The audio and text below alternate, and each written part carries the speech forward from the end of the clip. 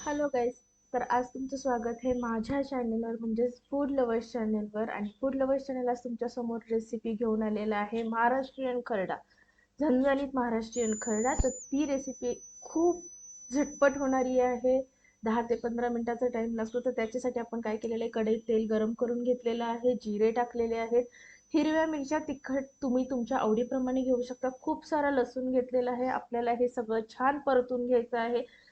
इतका वेळ परतायचं आहे की त्याचा कच्चा पण निघून गेला पाहिजे लसणाचा. त्याच्यानंतर आपण थोडीशी कोथिंबीर यूज करायची आहे, हिंग टाकायचं आहे, भाजलेले शेंगदाणे किंवा तुम्ही कच्चे शेंगदाणे सुद्धा यूज करू शकता, तुमच्याकडे जे अवेलेबल असतील ते.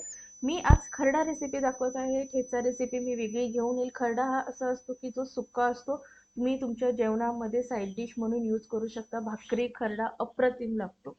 तर बघू शकता सगळं मिश्रण मी छान परतून घेतलेलं आहे. आणि आता हे थंड करून आपण मिक्सरमध्ये असं जाडसर आपण बारीक करून घ्यायचं आहे. तुमच्याकडे पाटा वरवंटा असेल तुम्ही त्याच्यातही करू शकता आणि त्याच्यावर खरंच खूप छान टेस्ट येते.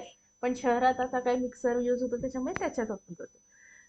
बारीक किती जाडसर मी मिश्रण घेतलेलं ते पुन्हा एकदा कढईत तेल टाकून ते मिश्रण टाकलेलं आहे. आणि छान आता मंद आचेवर आपल्याला हे असंच ठेवायचं आहे 15 ते 20 मिनिटं, जोपर्यंत आपल्याला छान ते कुरकुरीत किंवा असं सुकं क्रिस्पी मिळत नाही.